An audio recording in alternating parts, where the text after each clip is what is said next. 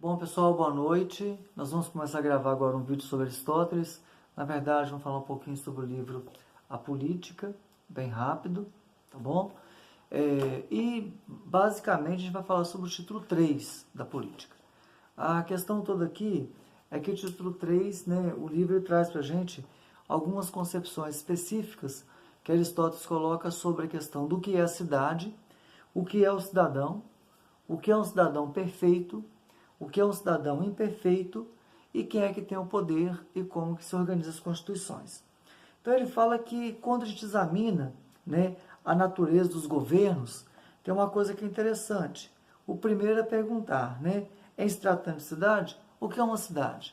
Ele coloca para a gente que uma cidade é um amontoado, uma multidão de cidadãos. Agora, quem é o cidadão para ele? Cidadão para ele é aquele que detém um certo poder decisório. Então não basta morar na cidade para ser cidadão.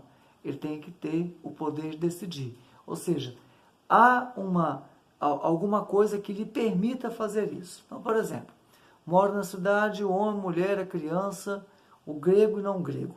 Todos moram na cidade. Isso não lhes dá a cidadania.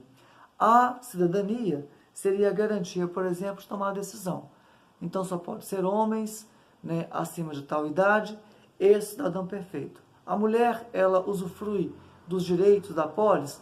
Sim, mas não pode tomar decisão. O estrangeiro e o escravo estão dentro da polis na cidade? Sim. São cidadãos? Não.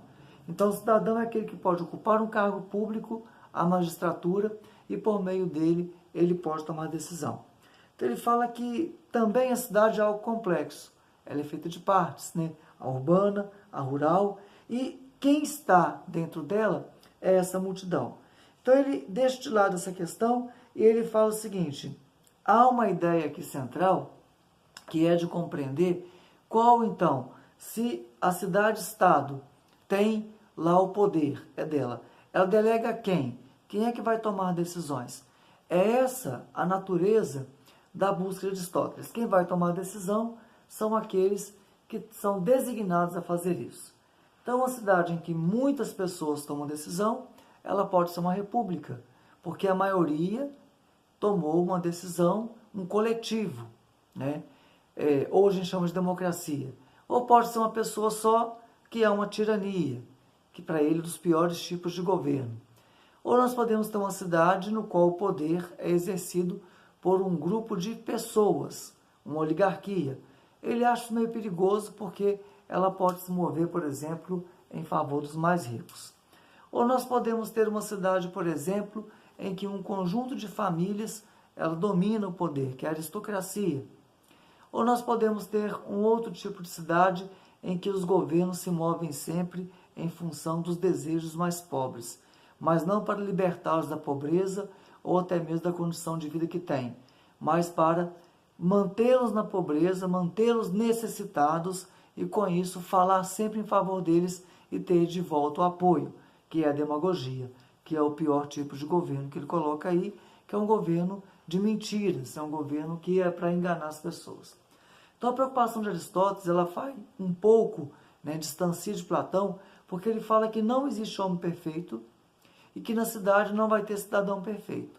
Agora, o cidadão pode se mover em busca de duas questões essenciais. A primeira que é o bem, e é o bem coletivo, é o bem comum, e a segunda é a aplicação da justiça. Só pode haver um governo bom se há justiça. Aí ele fala a política. O que é a política? Não é o ato de debater ou conversar.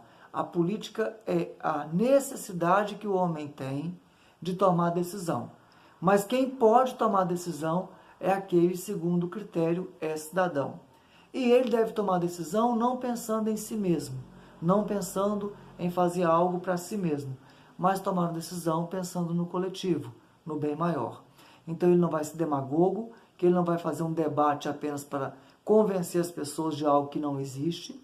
Ele deve tocar em questões reais, ele deve pensar no bem coletivo da cidade, ele deve ser justo é estar acima dos próprios desejos pessoais, e quando ele faz isso, ele alcança a felicidade.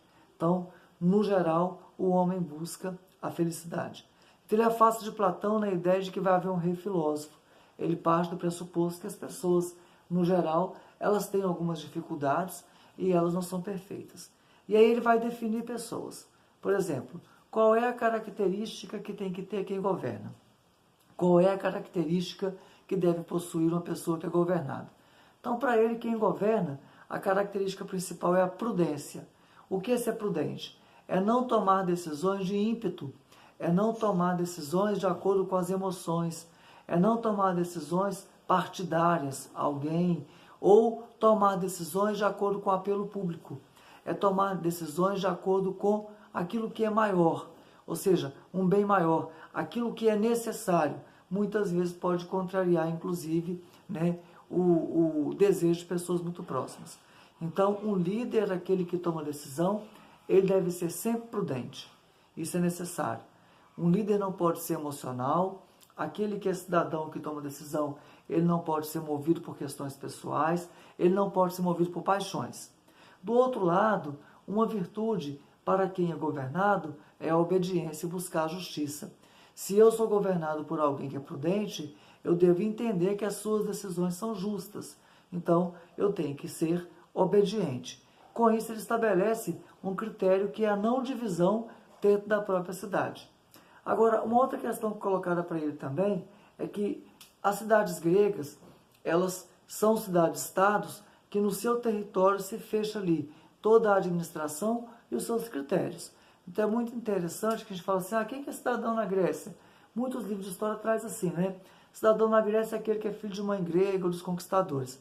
Bom, depende. Eu posso ter uma pessoa que nasceu em Tebas, é cidadão em Tebas, mas quando está em Esparta, é outra cidade-estado. Ele não é cidadão em Esparta. Ele é tebano. Ele não é cidadão espartano. Eu tenho uma pessoa que está em Esparta e vai para Atenas, ele pode não ser cidadão em Atenas. Então, Aristóteles coloca outra questão também, é o seguinte, a cidadania não está ligada ao território, não está ligada à cidade, não está ligada a esse princípio. Há uma definição própria da cultura de como é feita essa escolha. Nesse caso específico, tem que ser grego, filho de mãe grega, de conquistador, mas cada cidade vai ter o seu critério. E esse critério, na visão de Aristóteles, é aquele que pode exercer o poder. Exercer o poder é aquele que pode ascender-se aos cargos de magistratura. Cada lugar vai ter. Por exemplo, na tirania, a magistratura é exercida por um.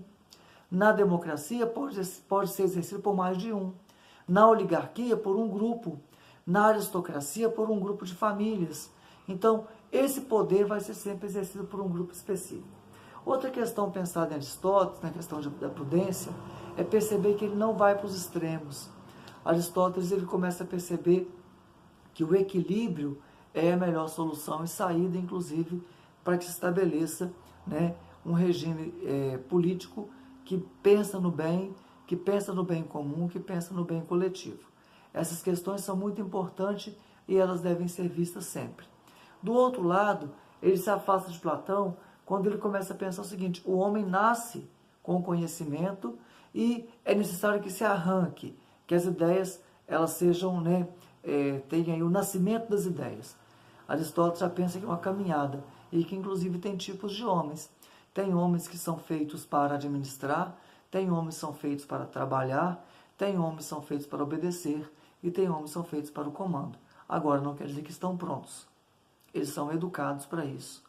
A tal ponto que é necessário, dentro de uma polis, que eles sejam ensinados. No mais, a preocupação dele é entender o funcionamento dos governos, que eles chamam de constituições, e dizer, dentre elas numa escala, qual que é o pior governo, qual que é o melhor. Tem o perfeito? Não tem o perfeito. Então, para ele, rei filósofo não existe. Você tem um governo melhor e um governo pior. Nessa escala, podemos afirmar que a democracia não está entre os melhores, porque ela é a tirania da maioria. Você pode convencer a opinião pública com a demagogia, com mentiras, ou contando coisas que as pessoas desejam ouvir, mas não aquilo que é necessário fazer. Também não é a tirania, porque é a decisão de uns sobre outros, sobre muitos. Também não é a oligarquia, porque é um governo voltado à fortuna. Mas podemos dizer que a aristocracia, por exemplo, que é um governo de bem-nascidos, de um grupo de pessoas que tem que pensar na segurança da cidade, ela está à frente da democracia para Aristóteles e à frente da tirania, ok? Então, um abraço, eu espero ter ajudado, né? Peço que você se inscreva no canal, que ative o sino, para que eu possa continuar também fazendo os vídeos e estar ajudando, auxiliando a quem precisa aí com os temas de uma forma muito rápida, mas recordando o núcleo central do que é necessário, ok? Um abraço.